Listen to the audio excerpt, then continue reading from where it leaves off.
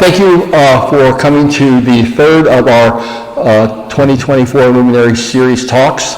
I'm going to introduce the speaker. My name is Gary Schindel.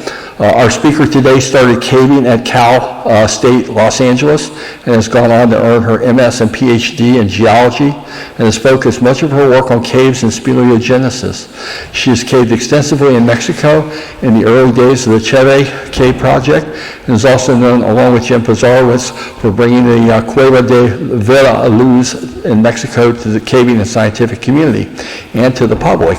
With her articles in National Geographic magazine, much of her work is centered on the scientific understanding of active sulfuric acid speleogenesis and how organisms can exploit this environment with revolutionary, snottites. It's now part of the English lexicon.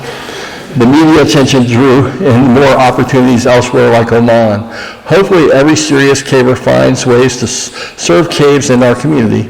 Just a sampling of her services include serving as a grotto officer in 6 states, vice president of the 2009 International Congress of Speleology, leadership for 4 NSS conventions, NSS Board Governor's member for 6 years, executive director of the National Cave and Karst Research Institute, and the Journal Cave and Karst Studies editor-in-chief for 8 years. She currently serves as treasurer and grant committee chair for the National Speleological Foundation. Please help me in welcoming Dr. Louise as our 2024 Luminary speaker. Thank you. All right. It is quite an honor to get to do this. I appreciate you showing up. Fridays are a little different than other days, and it's an experiment to see whether it works on a Friday. So I'm going to be talking, really, I kind of divide my serious caving into 3 phases, and I'm going to be, and not necessarily temporally, but as far as the sort of activities that I did. Well, it turns out my life started in the Tuolumne Meadows 9 months before I was born in the Sierra Nevada. Beautiful place, and maybe that was an indication of my life being surrounded by beauty and the out of doors. At 3 months, I was car camping with my family in Kings Canyon National Park. I started to backpack when I was 5 in the John Muir Wilderness, always with my family, out of Devil's Postpile National Monument.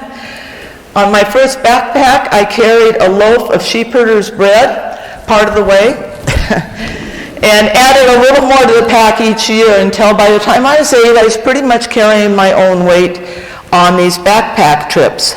There weren't any caves to explore, but I gravitated to climbing the nearby rocks, and I returned home with pockets full of stones.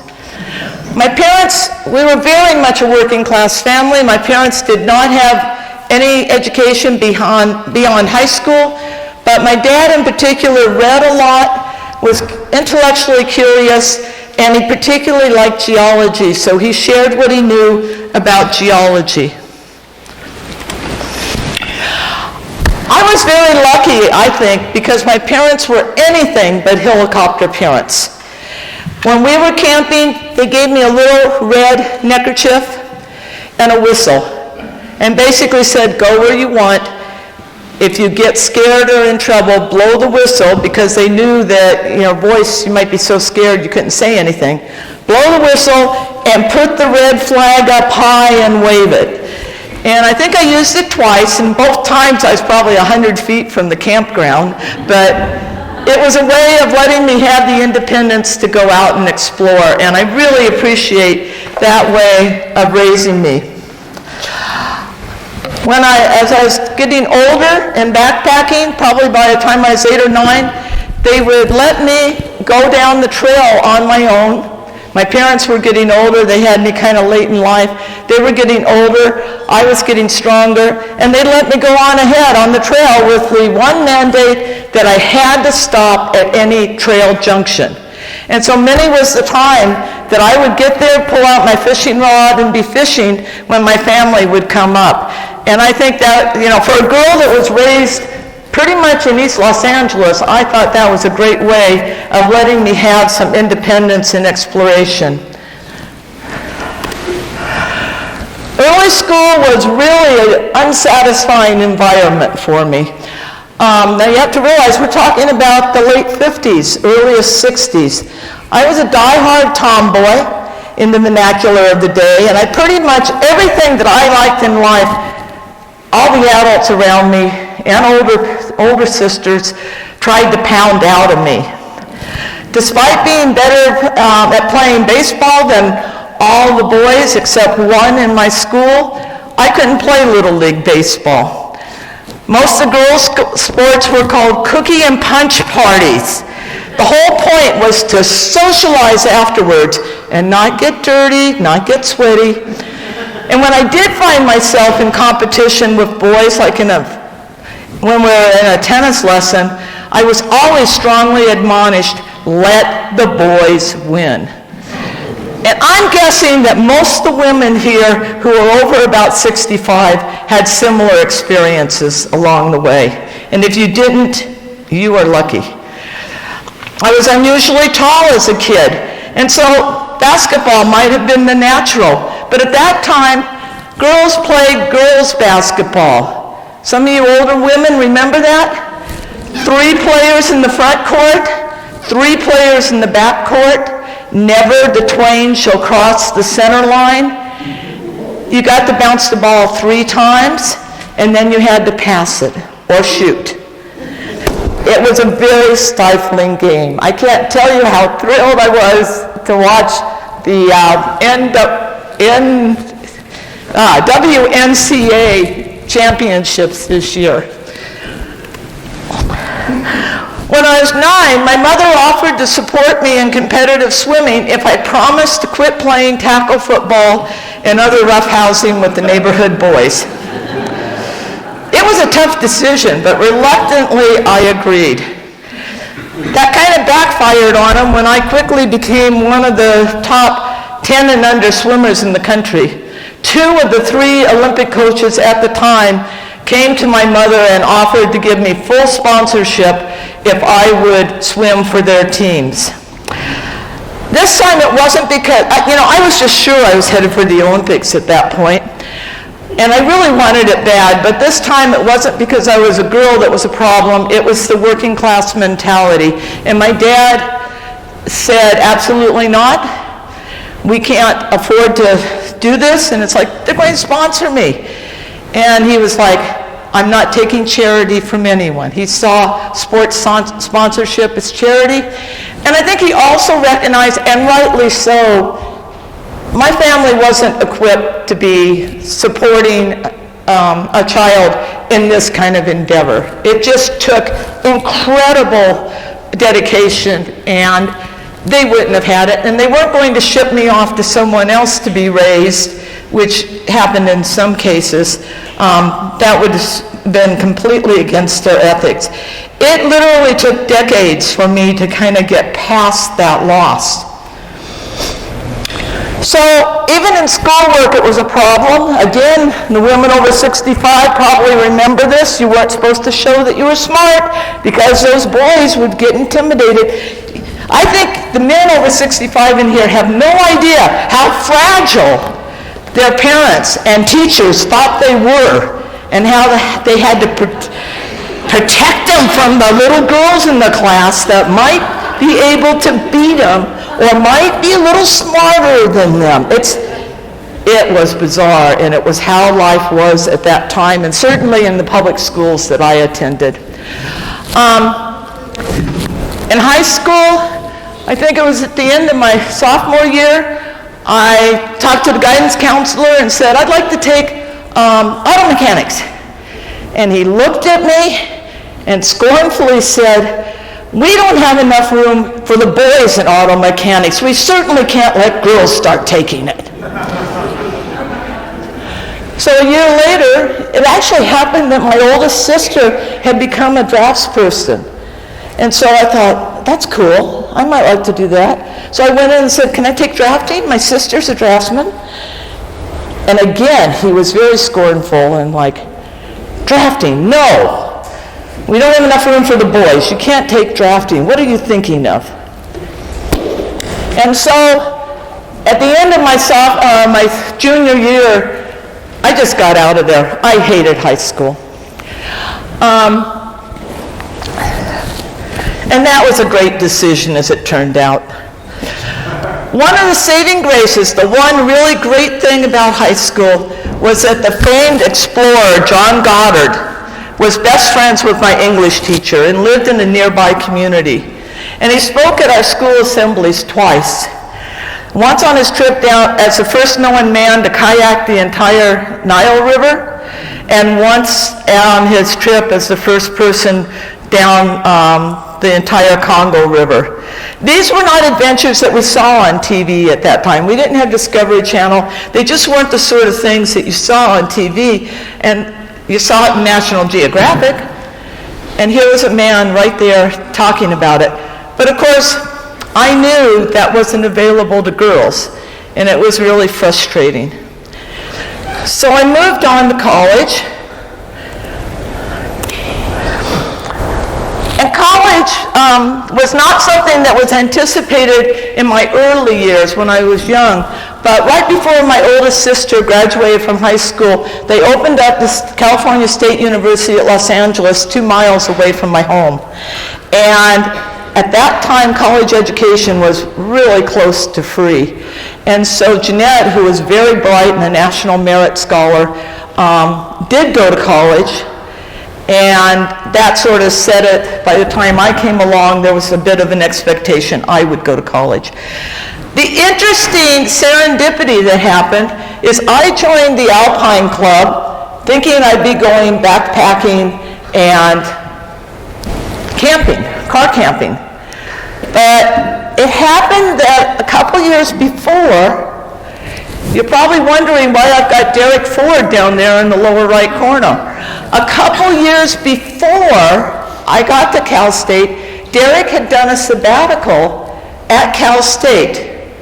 And Derek, if you don't know him, was one of the very leading geomorphologists in the world out of Canada. And Derek was used to working with college students, not the grotto. So instead of going to the grotto for help with his field work, he went to the Alpine Club, the Outings Club. And the Outings Club really got into caving for a few years. And there were still holdovers when I got there, so the Outings Club still was doing a lot of caving. I went in the cave, just not because I was interested in cave, but I joined them and I wanted to get involved in whatever they were doing, I was going to do. And I got in the cave and it was just, that was it, life-changing. And when you were 18 and blonde and a girl, it's not hard to get invited to the grotto and to caving trips. So I was pretty soon getting on all the caving trips I wanted and just loving it. Where are we? So like most cavers, my first speleo focus was on recreational caving and learning the tricks of the trade. Caving in those days was really different than now. I bought a helmet for $1 from a surplus store. I bought a lamp bracket, and of course it was a construction helmet. I bought a lamp bracket, elastic chin strap, and a new Just Right carbide lamp from the mining company in downtown LA, and it was probably less than $20 for all of it. People were using the Texas method as a standard, so that didn't require a whole lot. I had to, clothing was Levi blue jeans. I already had those, and in those days that's all any of us wore, so that was easy. If you needed thermal underwear, which out west you didn't always, it was cotton or wool. I had a denim shirt, and of course, we all wore Vietnam jungle boots, which cost, I think, under $20 at the time. Cave packs probably cost about $3.50 at the Army surplus store because they were gas mask bags. I also bought a tube tent. Remember tube tents? I bought a tube tent. I bought parachute cord to hold the tube tent up, and an Insulite closed cell foam pad for camping. I used my old DAC-on sleeping bag that I probably used since I was a toddler. Because I immediately got into vertical caving, I bought 10 feet of tubular webbing, and if I remember right, that cost 10 cents a foot, so that was about $1. I bought 2 locking carabiners, 2 non-locking carabiners, 2 brake bars, and a single link to complete my rappel setup. And Joseph Liebert's was selling a pair of new Jumars. I believe it was for $17. Now, that's not what they cost out on the open market. None of us knew where Joseph got them, and we didn't ask. We were just grateful to get them. So I was all set for the Texas system almost right away. In December of '71, I made my first pit bopping trip to central Mexico. It was purely a tourist pit bop. We did 100 and 200 meter pits, but it set the hook. In particular, we stayed at night at AMCS Camp Number 1, north of Ciudad Valles. And there were a group of young men and women. Some of you might have been in that group. And they were sharpening machetes and getting ready to hike off and find the black hole of the Sierra Abra. For the first time, I realized a life of adventure might actually be possible for me. I returned home from that trip feeling healthy, but annoyed because I had this residual cough for several months. Years later, I tested positive for histoplasmosis, and I'm pretty sure I got it in Cueva de El Abra. So caving made me realize how much I enjoyed geology. So I took several lower division courses in geology, and then I went into the department chair and said, I'd like to declare a major in geology. And this is not a slight of the department chair. He was a very nice gentleman. And he said, Louise, we'd love to have you as a geology major, but you need to understand, you will never get a job in geology. Mining companies and oil companies will not hire women. Now, in retrospect, he wasn't 100% right, but he was about 95% right. And as a working class girl with working class values, I couldn't see getting a degree that I'd never be able to use. So I gave up on that and succumbed to becoming an education major and getting my degree in secondary education.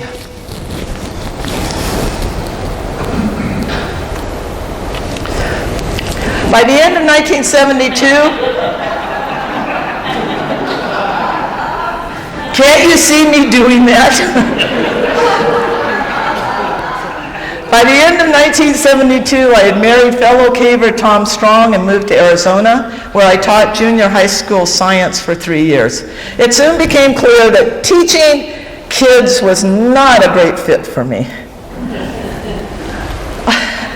So on the caving side, moving to Arizona was a rocky adjustment. I had great support from the Southern Cal Grotto, but the Arizona cavers were seriously divided. Tom was in a, probably best described as a fraternity of cavers, pretty hard charging, but local cavers, who were very unhappy that he brought me in. And yet he really, really cared about this group and liked this group. So one day the dominant personality asked me to meet him at a sports bar so that he could explain my failings. Tom, who really identified with this group, encouraged me to meet and talk to Ron. Tom desperately wanted me to find a way to fit into their expectations. I didn't want to go because that was the night of the Billie Jean King, Bobby Riggs Battle of the Sexes on TV. Biggest TV event maybe ever was going to be on that night. And I didn't want to miss it, but Tom was like, oh, please, I really want to get this worked out. I want it, my friends back and all. So I agreed. It was surreal. We were in a sports bar, and of course every TV There's probably a few people that don't know what this was. Bobby Riggs was a former world champion, Wimbledon champion in tennis, and he had a big mouth, and he had really been slamming women's tennis, and that the women couldn't play, and even he, as a 50-year-old, could beat any of the women, and on and on. Now, a lot of it was self-promotional publicity. And he had gone out and actually beat the Wimbledon champion, who was a bit of a timid woman who was a good tennis player, but not the most in-your-face kind of response. She wasn't badass. Billie Jean King was badass, and she was number 2 at the time. And so Billie Jean King and Bobby Riggs were going to have this match, and it was huge. So I am sitting there with Ron telling me all my failings, how if I wanted to cave with their group and be with their group, I had to learn my place. I needed to be cooking the food, mending the ripped out coveralls, and when we had children, taking care of the children. Yeah, I could go caving, but I couldn't be in the lead. And what was this about me having been to Mexico? They'd been to Mexico. It was the biggest thing they'd ever done, and why the hell had I gone to Mexico without a man? In the meantime, I'm watching Billie Jean King beat the pants off of Bobby Riggs, 6'3", 6'4".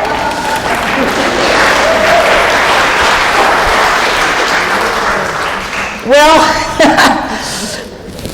let's just say it didn't work out the way Tom had hoped it would work out.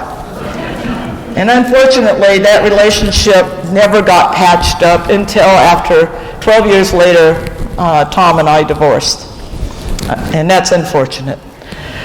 Thankfully, however, I met some great people in Arizona.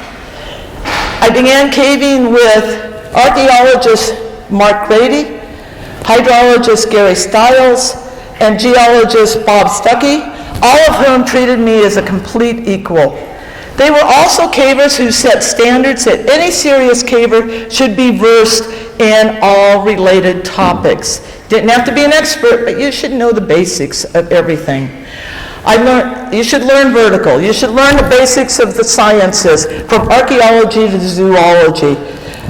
You should understand how to take a decent photo. You didn't have to win photo salons, but you should understand what goes into making decent photos.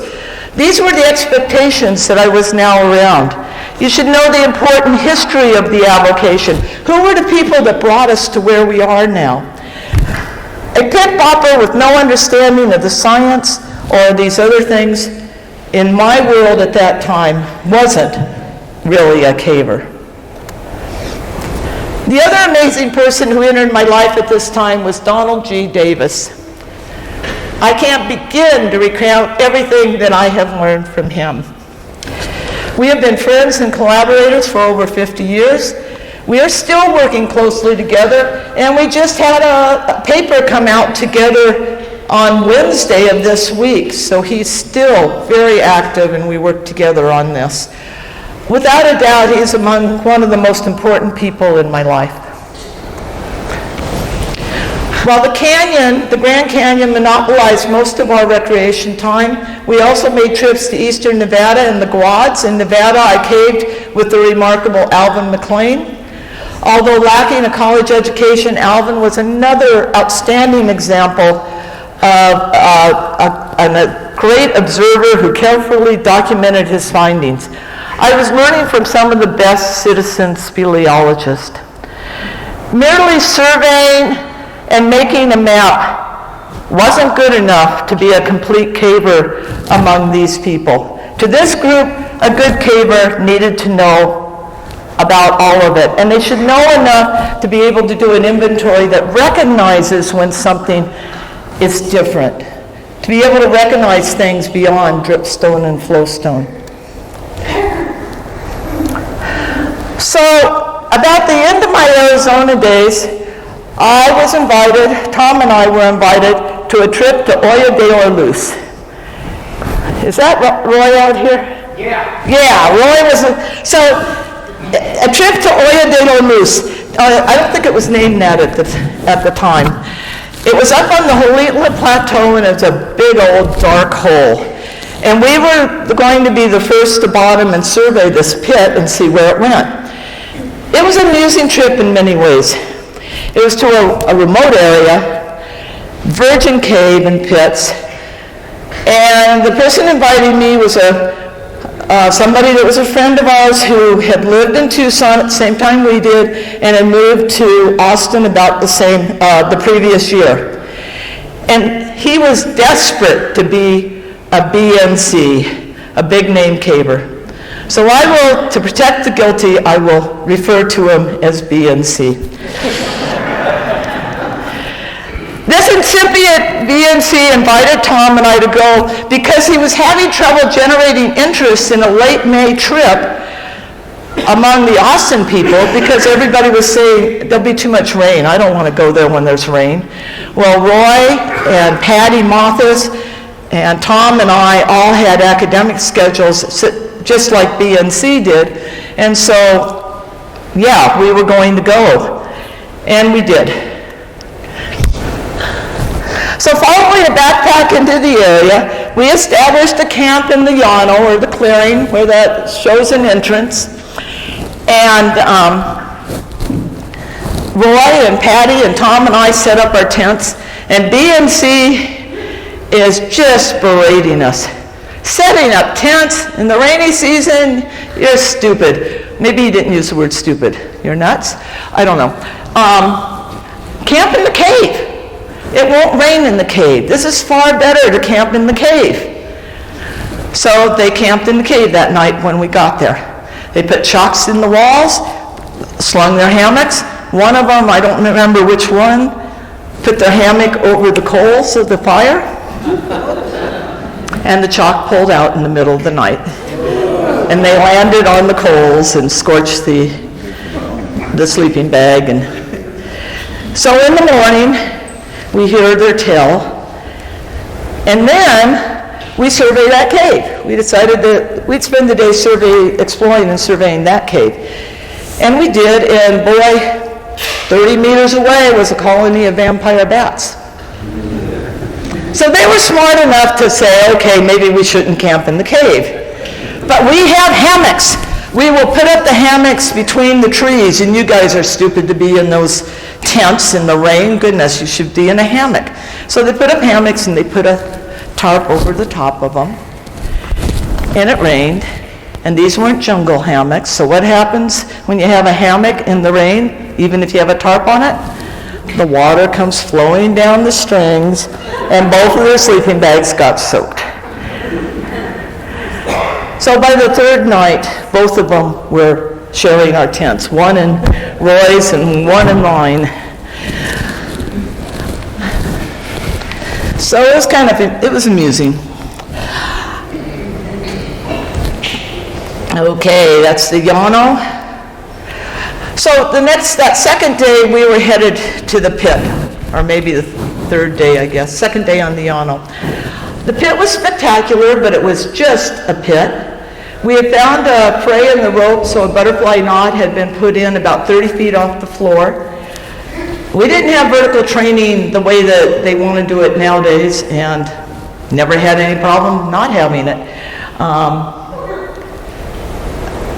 We knew there was going to be a knot, so I mentally thought about it, figured out how I was going to do it, went through all those mental gyrations. I was rappelling down, and instead of reaching the knot, my entire braid went up into the rack. Well, it was good. I was prepared to pass a knot because it was like, oh, okay, I know what to do. Put the Jumar on and get the weight off of my rack and do it all. And pretty much like passing a knot. Got the braid out of there. Learned how to keep my braids back in the future. Clipped back in, rappelled down to the knot, and did it again. And it became kind of a non-issue. Unfortunately, I guess I should have stayed there. Unfortunately, it was just a pit. We surveyed around the pit. It was beautiful, beautiful place, but it didn't go anywhere. So in 1977, Tom, who had been going to school while I was teaching, I had completed his master's degree and took a job in my hometown of Los Angeles. And it was a time for me to go back to school in geology. So I quit teaching junior high at the end of the year, and I returned to Cal State LA. That summer, I made my first real international expedition, if you don't count bopping in Mexico, and it was to Greece. It was a small team headed to the Ostraka Plateau, where in northern Greece, very close to the border with Albania. In fact, we were so close we could hear mortars going off as the war was going on in Albania. We were just a couple kilometers away. We dropped and documented some really large pits and got an accurate measurement of Abyss Proventina, which was at the time one of, or maybe the deepest pit in the world. The expedition wasn't particularly notable, but it did introduce me to astrophysicist Fred Wefer. And since he lived in San Diego at the time, and we were exploring a new area of caves in the western Grand Canyon, we invited him to join with us. And I became very good friends with Fred until his death in, I think, 99. He was another science mentor who upped my cave observation and documentation game. One of the trips I made while I was in LA and still kind of a citizen scientist was to Silent River Cave in the Grand Canyon, where I recognized the origin of the speleothems coral pipes. That wasn't where they had been described, but they were in the process of forming there, and I was able to figure out how coral pipes formed. So I got my first paper in a refereed journal, the NSS Bulletin, and at that point. And so I was really starting to transition. We did a short pit-bopping trip to Mexico with legendary ultra-hard caver, writer, and cartoonist Jim Eyre from Lancaster, England. I had met Jim when we returned from Proventina. We had gone by his house to tell him what we had done, and he just kept looking at me. This is 1977, and he kept looking at me and going, I can't believe a woman got to the bottom of Proventina. I can't believe this. Because Jim had only gotten part way down and never got to the bottom. And so he was just, there's got to be something to this single rope technique stuff, because I can't believe a woman can do it. Now, Jim was being, very nice about it. And so we invited Jim to come over to Mexico, and we'd show him how to really do it. And he was intrigued, and sure enough, the next Christmas, he decided to go to Mexico. And again, it was a pit-bopping trip. And Jim is a very amusing writer. He's got a couple books out, and the cartoons helped to illustrate it. He pretty soon recognized that I was stronger and more competent than he could have imagined. When we couldn't get burros to carry the ropes and gear to El Sótano del Barro, a nearly 15-mile hike each way with about 9,000 feet of vertical relief on the way, I carried half the rope and most of my own gear. When we got to the cave, Jim rappelled into a knot.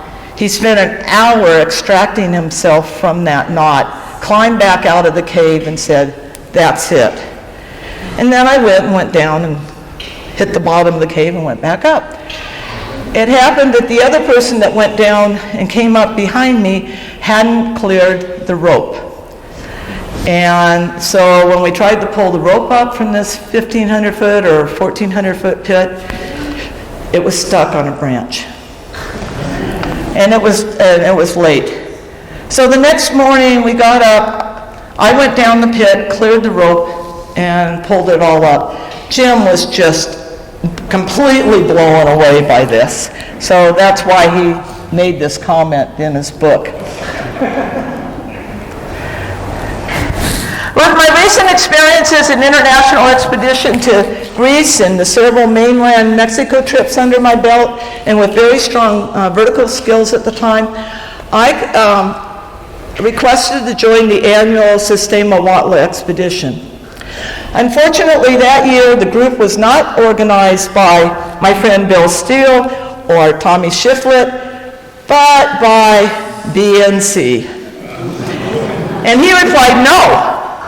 He explained that women couldn't handle the intensity of caving at Huatla. It was too hard. And I pointed out several women were down there last year, and I know they went deep, and I never got the impression that they couldn't handle it.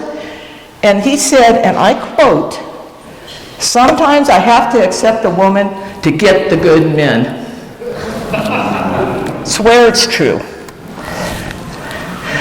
You know, I've been thinking a lot about the situation in the 70s and 80s in my early caving era, and I came to the realization that just about every woman that was in the hard-charging caving world got there through one of four paths.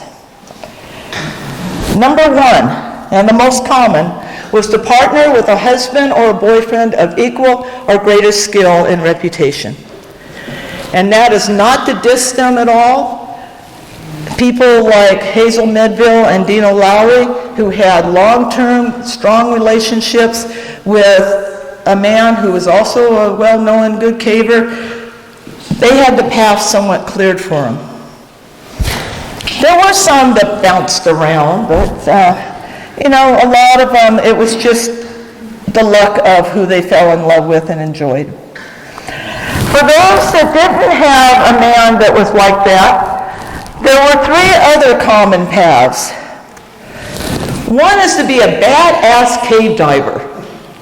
And, it's what not all that many men will do. Roberta Swicegood is the poster child for this. She was doing incredible cave dives, and that most men wouldn't attempt. And she put together her own trips. More recently, we've seen Jean Creature do that. The third way is to become an outstanding sketcher and cartographer. I think that was something that happened more in the 80s with people like Carol Vesley and Pat Cambyses. And the fourth path was to become a cave scientist. Carol Hill would be a great example. If you saw her Luminary talk, she talked about the same sort of problems that I've been talking about. But she became a kick-ass scientist, and so she could organize her trips and got respect that way. Kathy Lavoie, she didn't really do the hard-charging caving much, but she certainly got the respect and could go pretty much where she felt she wanted to go. So once I got to Denver,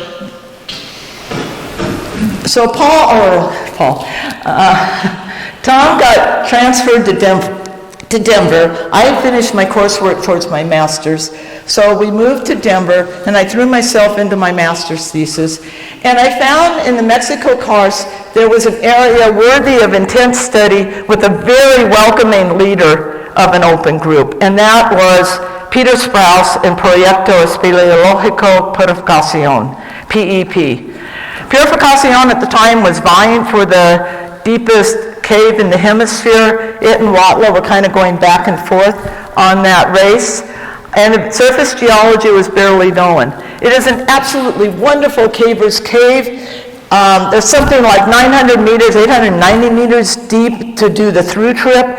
And they only rigged, at least at that time, they only rigged 2 ropes. And even those 2 climbs had been pre-climbed by people. So it was just a really fun cave. And the support of Peter was fantastic. If you look around, an awful lot of cavers, especially women cavers, did a lot of their earliest gonzo caving on a Peter Sprouse field trip. When I was down at Purificación, I did a lot of solo caving during that time. I typically preferred it that way, as I didn't feel the pressure of having to keep up with someone else. I also did a lot of surveying. I spent time on the mountain by myself doing a lot of geologizing up there. And one of the things that made it work is that Peter has, in my experience, Peter is the most accurate sketcher of anyone I've seen. Lots of people do pretty maps, but Peter has pretty maps that also are extremely accurate. If he's got a boulder somewhere, it's there. Not somewhere else. It's not a balanced diagram. It's there. I have great respect for him. And so I did my master's thesis. Master's thesis was published as an AMCS bulletin. And I got a couple of refereed journal articles out of it. And I think my transition to be focusing on science was kind of complete. Living in Denver brought me more fortuitous friendships. I got to know Donald a lot better. I also became friends and caved with the amazing Norm Pace. These two men have always treated me as complete equal to them. And what a confidence boost that was. Now, I'm not an equal to those two men, but it's really nice to be treated that way. And if you don't know Norm Pace, he has a trunkload of major science awards. He's a member of the National Academy of Sciences, and there's a considerable controversy he was cheated out of the Nobel Prize. If you don't know Donald Davis, Norm Pace says Donald Davis is the most brilliant man he's ever met. Can you imagine with the experience that Norm has? In my early days, I developed an interest in caves, in granitic rocks. There were some great ones in California, Greenhorn Caverns, Middleton in particular, and there's some impressive talus caves there, including Cahuilla Creek and Midnight. So when I was in Colorado, I started to spend a lot of time exploring and documenting the Lost Creek granite caves. Unfortunately, the first trip ended in disaster when the trip leader slipped and fell into a very narrow slot under the creek. He was forced backward by the rushing water and broke his neck. His body was wedged so tightly that the three of us that were with him were unable to extract him at all and had to leave his body there. I had loved river caving and stream caving until that happened. I've never had the same kind of joy in it since. In 1983, with the oil industry, when I finished my thesis, my master's, the oil industry was in complete shutdown. Geologists were opening brew pubs and working in McDonald's, and I headed to Louisiana State University, where they had an outstanding geology program and offered me a full ride fellowship. I had decided not to do my PhD in karst because at that time, he didn't get much respect. And Will certainly will remember this. John will remember this. We used to have like 3 to 5 karst papers in the whole Geological Society of America national meeting. And they were dumped into the geomorphology or the hydrology section. Friends of the karst used to meet for years in Will White's motel room. There'd be like 12 to 15 of us smashed into his motel or hotel room. Now you go to the same meeting and there are literally more than 100 people showing up at a bar. So it was a very different time. But in particular, Will White wrote a book, a textbook, that was published by Oxford Press on karst, and he told me that he had to hide that he was doing this from his department chair while he was doing it because he was afraid he'd be reprimanded for wasting his time on caves and karst. And he only showed it to his department chair after it had been published by the prestigious Oxford Press. I figured I had enough trouble, I didn't need that kind of disrespect. So when I did my PhD, I did it in South Africa on some of the oldest rocks in the world and had nothing to do with karst. I also did very little caving during that time, but I took up bicycle racing. I was successful at the sport, including a national masters championship, and I had the opportunity of a lifetime to represent the United States in an international stage race. 92 women started it. I finished 46, which I thought was pretty respectable. Like many people who took on the challenges of a doctoral program, I found department politics harder to navigate than the courses or the research, but ultimately I prevailed, which I can't say was true for all of my contemporaries. My next stop in 1990 was at a faculty position at the University of Colorado, Colorado Springs. I returned to caves, but mostly focused on what sometimes is called gonzo science. I returned to exploring and mapping. Okay. Wait a second, you took 2 minutes from me. I returned to exploring and mapping Lost Creek caves and other granitic caves. I made some contributions to better understanding Cave of the Winds. And in 1996, I was asked by some of the suspects back there if I would help organize the Karst-Water Institute's inaugural conference on breakthroughs in karst geomorphology, geomicrobiology and redox geochemistry. So I served as a location coordinator, and I also initiated and ran the first 3 Rocky Mountain Speleo seminars. But Mexico was calling me again, so I joined 6 early expeditions to Oaxaca, Mexico. Carol Vesley and her husband Bill Farr had discovered and were leading the exploration of Cheve. The discoveries were exciting, and it was going deep with each trip. But a couple trips after I joined, shall we say, carpetbaggers came invading, including BNC. And he was not hiding his disdain for women cavers. Unfortunately, Carol didn't stick with Chevy very long after that. And the way I dealt with it was to retreat into the science. I mapped the geology down to the known bottom at the time, and all the surface above the known and explored cave. In addition, Jim Smith, some of you heard the story earlier, Jim Smith he was doing his master's thesis at Huautla. He had a bunch of dye. He'd been doing a lot of dye tracing on the Huautla side, which is on the other side of the Big Canyon. He had a successful dye trace from the entrance of Cheve down to the resurgence. It was a visual trace, but we didn't know how deep that really was. You could estimate it from topo maps, but we didn't know. So I was able to get some grant money and sponsor a couple of expeditions.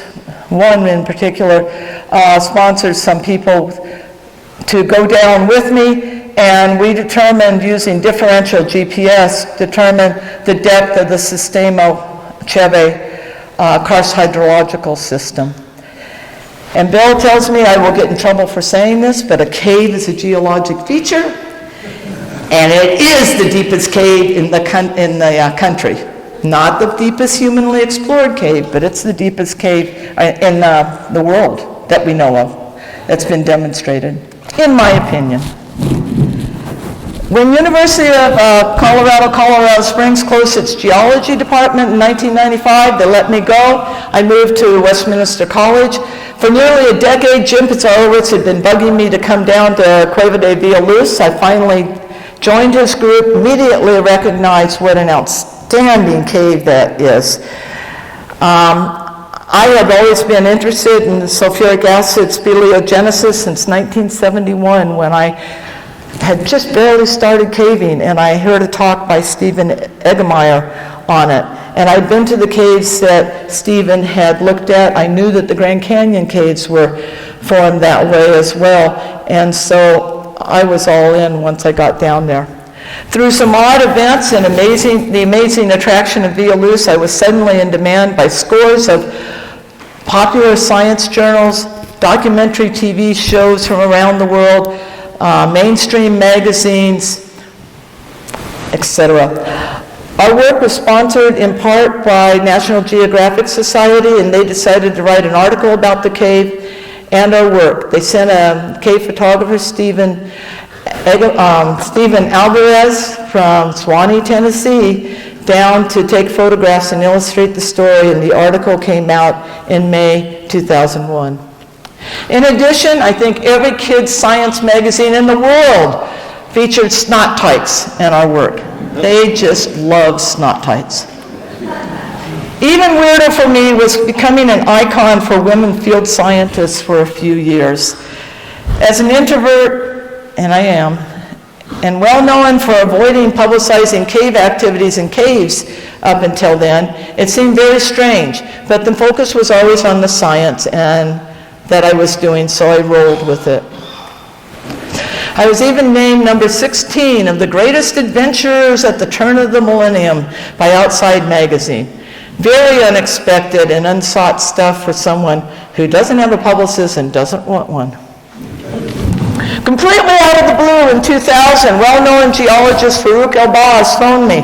Now, Dr. Elbaz, I think the coolest thing about him is he had a Star Trek space shuttle named after him. And he was a fellow of the Explorers Club. He'd read an article I'd written about via Louise.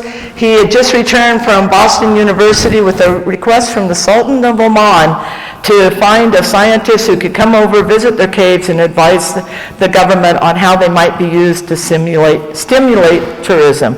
He thought I was the perfect candidate, and the invitation came from the Sultan. I was really taken back, and I said, does the Sultan know I'm a woman? And the reason I asked this was because, 15 years earlier, I'd been working on an oil field production plan for an oil company, a consulting company. And we were working on the Oman oil reservoirs. And the leader of the project came in one day and said, "Okay, everybody, we are all going to Oman in 3 weeks. Get your affairs, get your passport wriggled out. They want every single one of us over there so when we make the presentation, they can ask questions." And, okay, exciting. I get to go to Oman. Yay! Next day, he comes walking in and says, "Okay, everybody, listen up. Everybody's going to Oman except Barbara and Louise, because the Omanis will not give a temporary work visa to women." So I was shocked that suddenly I was being asked by the Sultan to come over and consult with them. He assured me that yes, he knew, and don't worry about it, and come on over. So on the first trip, we had the Sultan's helicopter and chauffeured by SUVs taking us around the country. At the end, we were asked if we could somehow get him into National Geographic magazine. So I returned home. I worked my contacts. I contacted Stephen Alvarez. He worked his contacts, and we started the lobby. And the Omanis lobbied, and pretty soon National Geographic gave us all the money and the support we needed, and the article appeared in National Geo in April 2003. So both my science and exploration activities stalled out for a while. I worked for the National Park Service. You would think as a National Cave and Karst Research Institute executive director that I would have been really involved in caving, and I was on a service level, but they actually pretty much, they told me I was supposed to keep doing research until I was in there, and once I was in there, it was like, no, you can't travel, you can't do research. It was very confining, not what it was supposed to be. I was a year when it all changed over to the private sector, or to the university, I guess. I was a year short of getting retirement, so I had to figure out what to do, and they sent me to Washington for a year. That was kind of scary. Washington's a great place to be for a year, but I spent the whole year obsessing about how am I going to get out of here. It was all made worse or more difficult because I met the love of my life.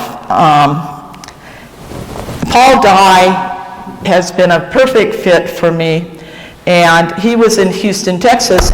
He was in Houston, Texas because he flies spaceships, and that's the only place at that time you could fly spaceships. So Paul and I had a long-distance relationship for a while. But the Park Service came through for me, and they got me a position 100 miles north of Houston, which wasn't perfect, but it was good. It was all helped because I had a fast little plane, so I commuted to work up at College Station. And it turned out that that was an interesting time to have this job. I became one of the 2 point people for the Department of Interior on the Deepwater Horizon. So I spent a great deal of that time working on the Deepwater Horizon oil spill issues, which heavily impacted the Gulf Coast National Parks. And I was getting a huge amount of overtime. I was spending time flying back and forth, and caving kind of went to the side. Gary already read about a lot of the things that I've done service-wise. That's, to me, my 3rd contribution. And instead of reiterating it, I will just go on to say that I am now treasurer for the National Speleological Foundation and the initiator and organizer of the Brick Science Excursion raffle tonight. Please buy tickets. I have tickets with me. Lynn has tickets with her. Gary, do you have tickets? Okay. But please buy them. Please don't wait till the banquet. It was crazy last year. Everybody's like, oh yeah, we'll throw money at you. But it was great, but buy them now. What this does is it goes into the Permanent Endowment Fund, which can't be touched unless the NSS is completely going under. It can't be touched, except that 4% of the fund is given to the NSS each year for whatever they think their needs are to use it. This year we gave them a little over $17,000 from that fund, but of course we'd love to build that fund bigger, so please buy some tickets. As soon as I was eligible for retirement, I headed the Carson City area with our dream home that Paul had built in an air park out there. After settling in, Gretchen Baker contacted me and asked if I could come to Great Basin National Park and help them better understand Lehman Caves. I did that on a volunteer basis, pretty much rewrote the history of Lehman Caves. And then over the last 2 years, I've been part of the Wild Cave Project that you've probably heard about if you go to sessions, and joined a multidisciplinary team of scientists, cavers, to document about 45 caves in the park and on national forest in the area. And it's been an incredibly wonderful experience. I just am so tickled that they would accept a 70-something, has-been caver to come out and work with them.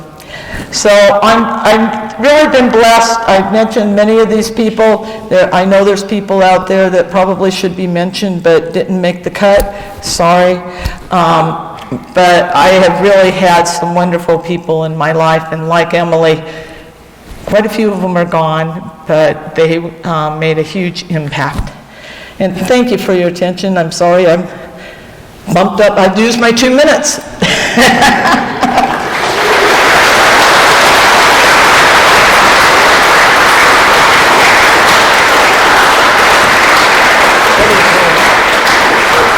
What's that? Just make sure you repeat them.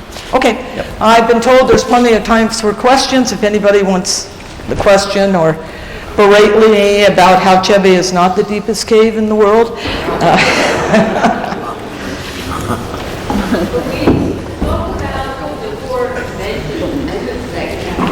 I'm sorry, say again? The women's section from the core convention and the interaction there with female cavers and others.